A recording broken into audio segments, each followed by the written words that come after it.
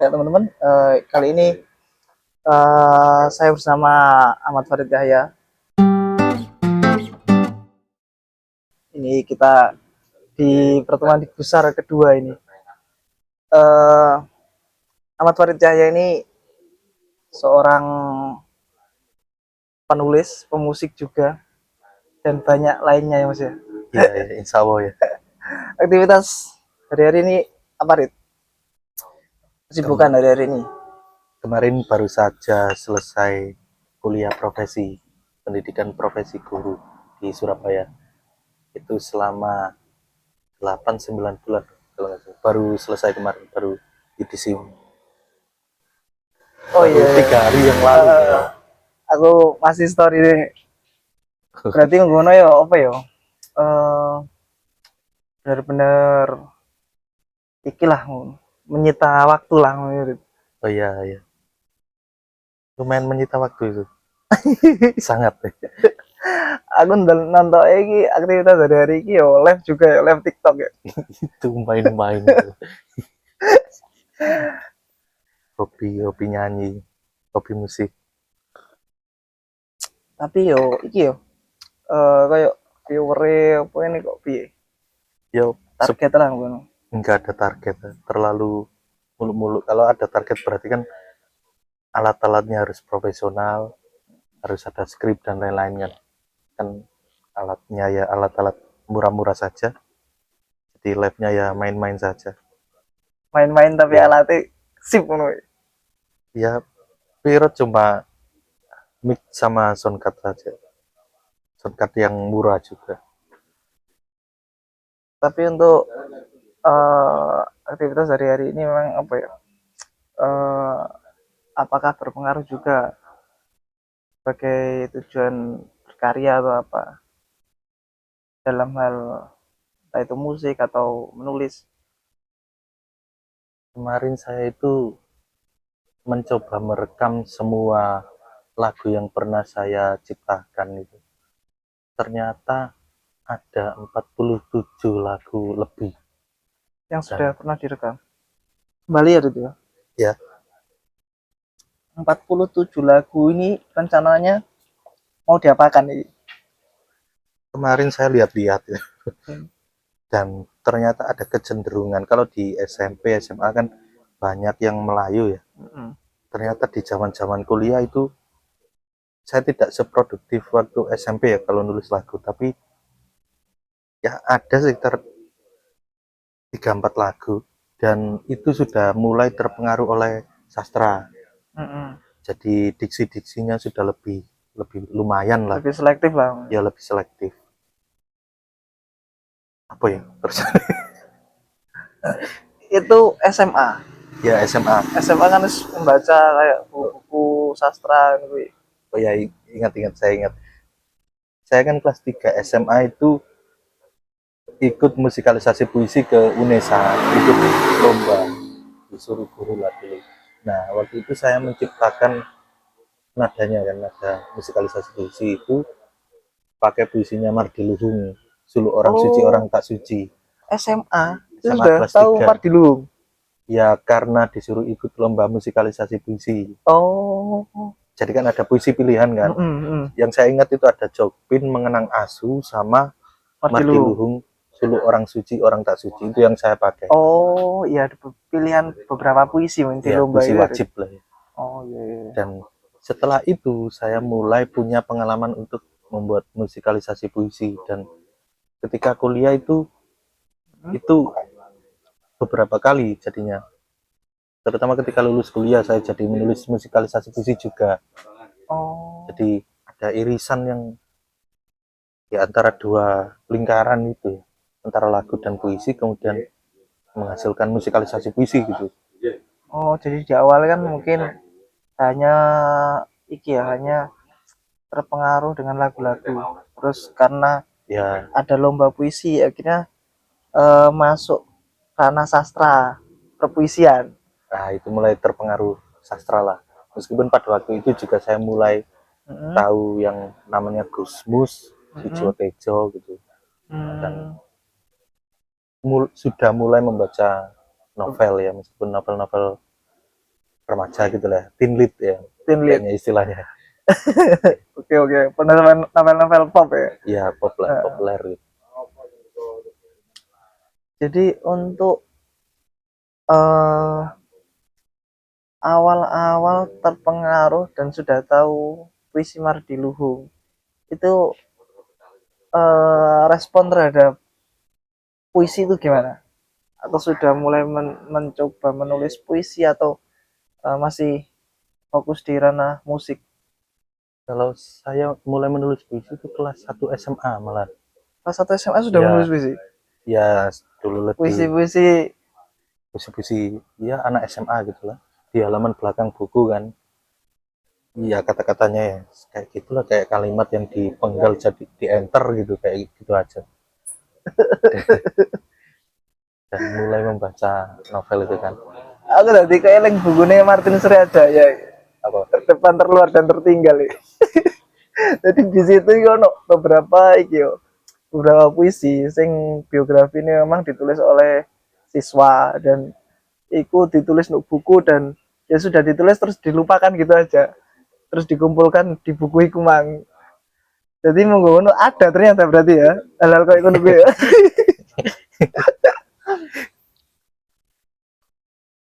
Iya, dulu waktu SMP kan sudah ini ya.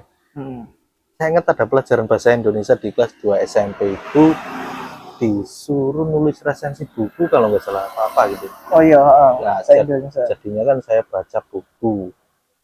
Yang saya baca itu Aku Ini Binatang Jalang karya Chairul Anwar. Aku Ini Binatang Jalang, skenario film karya Suman Jaya. Oh iya, Suman Jaya Suman sing Jaya. buku. Yang ada gambarnya kelis gitu ya. Kelis ADC, ADC ya. Buku yang di ADC 2 Iya, itu sing di ADC 2. sing di Gorangga. ADC 1 lah. ADC 2. Oh iya, C1 ya. Iya, 1 Sing ya. ADC 2 kan sing iki. Tidak ada New York hari ini sing Aan Mansur gue. Iya, langsung. Nah, itu pas SMP itu juga mulai ada ketertarikan dengan sastra ya dari SMP sebenarnya. Berarti sudah sejak SMP. Yes. SMP. Udah bersentuhan dengan ranah sastra. Iya, kalau nggak salah kelas 1 SMP itu waktu kema kan ada lomba baca puisi aku karya Chairul Anwar antar kelompok gugus atau apa ya, lupa saya. Antar kelompok regu di pramuka gue. Iya, itu lomba baca puisi. Oh iya.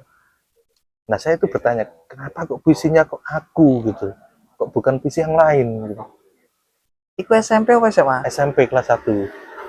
Tapi saya nggak ikut waktu itu. Oh. Kayaknya saya itu ditunjuk untuk ikut, tapi saya nggak punya keberanian untuk maju. Jadi saya ya di pinggir lokasi pura-pura penonton gitu. Jadi saya lihat saja.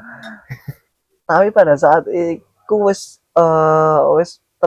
terpetik pertanyaan, kenapa kok puisinya aku mangga? Ya itu. Jadi mungkin ini pengalaman pribadi pada saat itu kayak aku SMA atau SMP mungkin aku kurang pernah ada pertanyaan terkait hal-hal kayak ngono kuwi. Terkait hal-hal kenapa mempertanyakan suatu tulisan. Ya. Itu menurutku itu keren. pada usia SMP wis terpetik pertanyaan kenapa kok puisinya aku. Ya. Sekarang kan bisa diperdebatkan panjang. Ya, sekarang kan jadi perdebatan panjang tentang kanon sastra itu kan ya. Sastra masuk kurikulum dan lain sebagainya kan. Tapi memang dulu ku puisi-puisi Chairul Anwar sering dimuat di buku bahasa Indonesia. Iya kan. Jadi tapi mungkin kita belum sadar. Aku belum sadar bahwa Chairul Anwar ini siapa. Semenarik apa tuh gue itu. Aku belum ada rasa penasaran, mungkin salah aku di situ gitu. Ya bukan salah. belum dapat hidayah. Saya itu berarti awal itu musik ya orientasinya. Iya. Orientasimu dari itu ya. Orientasimu awal musik. Tidak ke sastra atau ke penulisan atau yang lain. Enggak. Seiring berjalannya waktu malah kan sing menonjol kan ke penulisanmu. Mungkin ya. Ya kan? Mungkin kalau aku sebagai orang awam ngamati kan, postinganmu kan banyak di tulisan juga, beberapa buku kamu terbitkan setiap tahun kan ya. Enggak juga. Itu kayaknya sejak SMP kalau nggak salah. Mm-mm. Itu lihat video di laptop kakak saya, kan ada video Raditya Dika, stand up komedi, Mm-mm. mengungkapkan kalau dia itu penulis novel, penulis ya, entah novel atau apa. Iya, Nah, itu penulis novel juga. mulai memunculkan keinginan saya untuk gimana ya kalau saya nulis gitu. Makanya kelas saya benar-benar tertarik dengan sastra dan mulai mencoba menulis itu kelas 1 SMA. Kelas 1 SMA. Yang di halaman belakang buku itu kan mulai nyoret-nyoret lah puisi. Terus saya mulai membuat draft novel kelas 1 SMA. Kelas 1 SMA ya? Iya, tapi cuma sampai berapa halaman kan gagal kan. Tapi wis ono effort nulis puisi, nulis novel pada saat kelas 1 SMA Iya. gak banyak loh. Dan itu saya sudah ini ya, saya beli buku kalau nggak salah kelas 1 SMA itu pertama kali beli buku sendiri, malah lebih terstimulus waktu kelas 1 SMA Alia ya, di Man Babat kecamatan ini. Itu diajar oleh Pak Slamet namanya. Itu Pak Slamet ini mengajar bahasa Indonesia. Dan beliau itu memutar video pembacaan puisi karya Gusmus yang Negeri Hai. Oh iya. Nah itu saya, wah keren ini puisi Negeri Hai, karena dulu kan zaman-zaman umur-umur SMA kan hormon apa itu yang meledak-ledak itu, darah muda itu ya. Darah muda ya. Jadi kan tertarik dengan hal-hal yang pemberontakan, hal-hal yang kritis, subversif dan lain-lain. Itu kan keren kan. Jadi Negeri Hai, bukan karena banyaknya grup lawak maka negeriku selalu kocak gitu. Terus berarti sudah ada apa ya, sudah ada pemikiran kritis terhadap beberapa lari, entah itu puisi atau lagu, pada saat itu kan sudah terangsang lah ya, memikirkan hal-hal semacam itu. Sudah ada kekaguman, tapi belum ada, mungkin sudah ada kekritisan dari dalam diriku, tapi nggak se bla bla bla gitu. Nggak se iki ya, nggak se over iki ya. Ya, tapi ada kekaguman terhadap puisi gitu. Dan terutama dulu itu pada penyair-penyair yang religius, puisi-puisi sufi mungkin ya. Sopo kowe? Ya Gusmus itu, terus Cak Nun gitu. Oh iya, Cak Nun. Gusmus, Cak Nun, Gus Dur, meskipun bukan di ranah sastra kan ya. Kalau Cak Nun kan lebih ke ini, ngaji budayanya di mau cepat syafaat dan lain-lain itu kan. Sering nonton di YouTube dulu waktu sebelum kuliah. Jadi saya sebenarnya pengen kuliah itu mungkin salah satunya karena ya malam-malam ngopi di warung kopi sama teman-teman, main wifi, terus nonton video Cak Nun di YouTube. Jadi kok enak ya kayaknya orang-orang berpikir kritis gitu, jadi pengen kuliah gitu. Jadi sudah terpapar ranah-ranah sastra, entah itu puisi dari Cak Nun, Gusmus ya gitu. Iya. Aku mengenal Gusmus itu baru pas kuliah. Beberapa tulisannya, beberapa bukunya itu pas kuliah baru. SMA aku bener-bener belum ada hal-hal ke situ. Jadi baru mulai mengenal puisi gue pas kuliah gue. Kalau kamu kan wis iki wis ket SMP lah. Sebenarnya juga sama saja kan, Kadar ini ya, kadar untuk mengenal mungkin hanya sekedar berpapasan atau berpapasan. Kalau saya SMP SMA kan cuma berpapasan. Sebenarnya saya SMA itu lebih sering ngeband. lebih sering ngeband. Iya. Jadi bukan obsesi ini dulu Iya, SMA itu malah ke musik ya. Musik sebenarnya. Oh, terus kok sekarang sampai menulis beberapa buku puisi, cerpen, novel itu pas kapan ya? Mulai mencoba menulis buku ya? Dulu kan orientasinya kan ke musik ya. Terus apa ya? Kan kalau orang lulus SMA kan kalau mau kuliah kan nyari jurusan yang sesuai gitu kan. Ya saya nyari yang sesuai. Jurusan saya dulu yang saya pilih itu seni rupa. Terus pilihan kedua kalau nggak salah itu sendera tasik atau seni musik. Kalau nggak salah pilihan pertama seni musik, kedua seni rupa, ketiga berbahasa Indonesia. Dan SNMPTN nggak lolos semua karena nilai Oh rapot iya, saya jelek kan. ono SNMPTN ya. Iya. Dan saya nggak kepikiran buat SBMPTN. SBMPTN kan tes. Iya, saya langsung SNMPTN kan merantau. undangan. Nah, ketika merantau pulang saya itu kepikiran pengen kuliah, tapi kayak sudah nggak ada kekuatan untuk di luar kota gitu. Kayak apa ya, keinginan yang besar di luar kota SBMPTN gitu, nggak ada keinginan untuk ke sana. Jadi pengennya ya di Lamongan saja. Dan jurusan di Lamongan yang ada yang sesuai dengan apa ya, diri saya kayaknya ya bahasa Indonesia, pendidikan bahasa dan sastra Indonesia gitu. itu dipilih Di Unisda Lamongan. Kan nggak ada jurusan musik. Kalau ada jurusan musik kayaknya saya masuk ke sana. Musik Kayaknya. mungkin nih gitu apa, isi ya, institut seni ya. Ya dulu saya pernah lihat-lihat itu waktu kelas 3 SMA. Saya pertama kali beli buku sendiri itu kalau nggak salah kelas 1 SMA. Dibacakan. Ya KW-KW Ya anak SMA gitu kan ya. 25.000 kalau nggak salah. Itu kisah lainnya dari Noah. Kisah lainnya dari Noah. Noah. Peter Pan gitu. Oh, tentang musik, tentang autobiografinya Noah. Autobiografinya Noah. Nah, itu kan saya punya satu buku itu kalau nggak salah. Kan sebagai belajar menulis novel kan harus membaca kan. Dan membaca itu, terus kan novelnya gagal.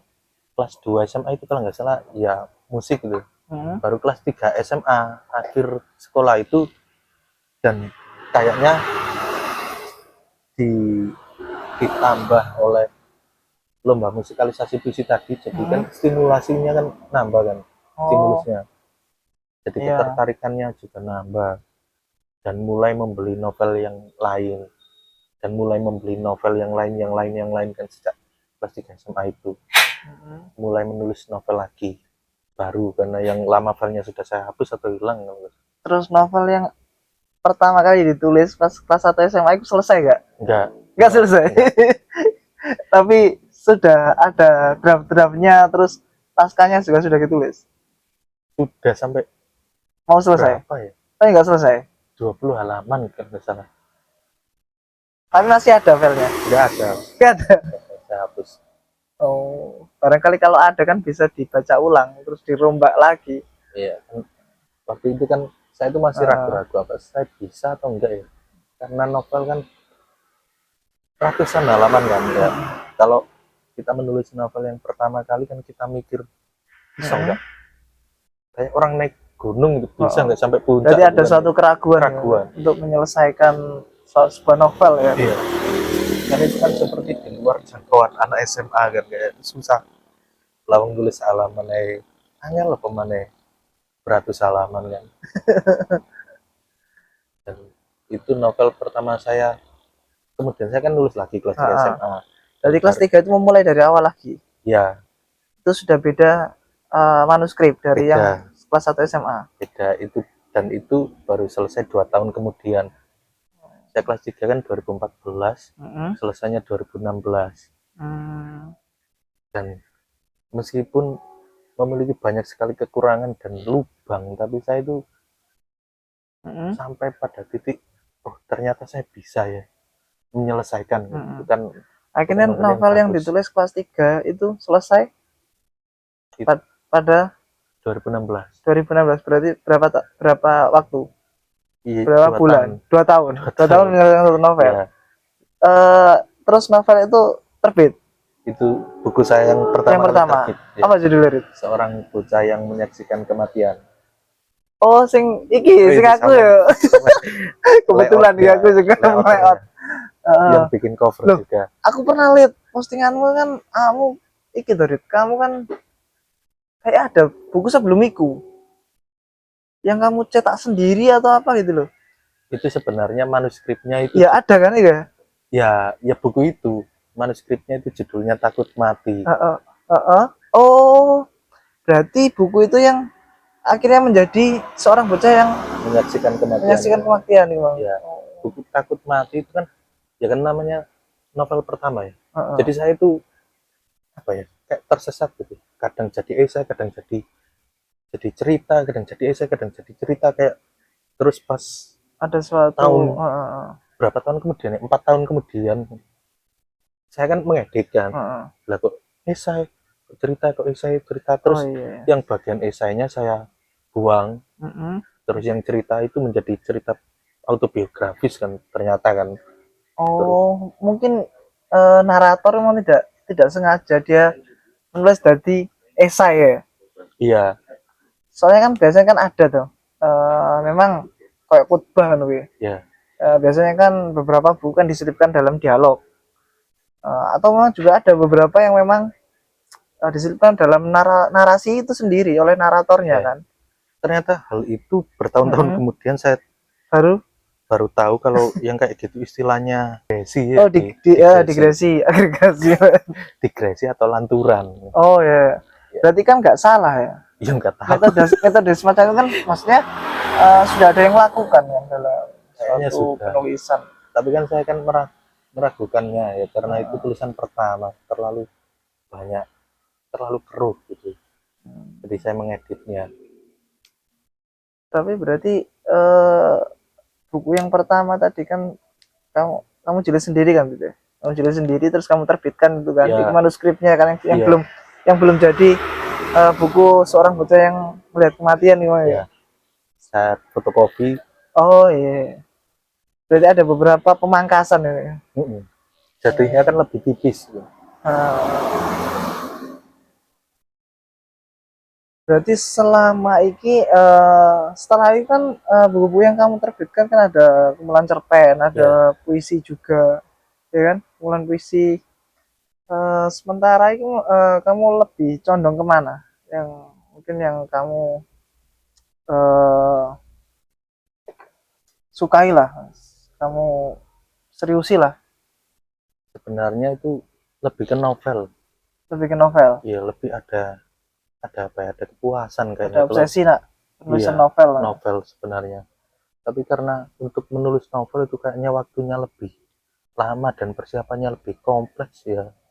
Jadi lebih sering nulis puisi dan cerpen gitu. Tapi Mungkin kan iya. makin kesini makin sadar kan bahwa sebenarnya menulis puisi tidak sesimpel menulis cerpen. Benar.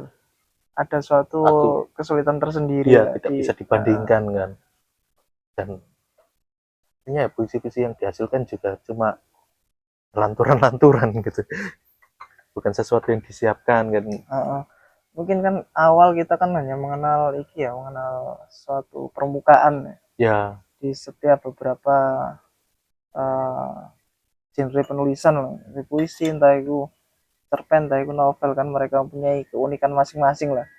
Tapi berarti kan seiring perjalanan waktu kan kita menemukan pemahaman baru ya iya. terhadap beberapa apa itu bang, beberapa ranah lah, entah itu puisi entah itu cerpen entah itu novel lah ya. Terus untuk sementara pencapaian terbaik menurutmu ketika menulis apa di dalam dunia penulisan lah atau dalam hal yang kamu seriusi entah itu musik atau penulisan lah. Yang menurutmu pencapaian yang terbaik lah apa? Apa ya? Sepertinya nggak ada yang bisa dibanggakan Masuk anak sing di dimat kompak jawab apa sih? Jawa Pos itu kan cuma resensi sebenarnya itu ya, kayak Resensi kayak antara youtuber. resensi dan esai. Iya, iya Iya, kan? iya, kayak gitulah. Hmm. Kan sama saja kayak youtuber beli barang terus di unboxing kan, cuma cuma seperti itu kan kalau resensi. Bukan Hmm. bukan seperti karya cerpen lah, beda. Tapi ada suatu itu loh, ada suatu usaha yang beda loh antara penulisan esai terhadap suatu karya. Jadi nggak hanya sekedar membuka. Iya, Mungkin kamu menilai sebuah karya kan uh, bisa memunculkan pemahaman seperti itu kan ada suatu usaha tersendiri, effort yang beda.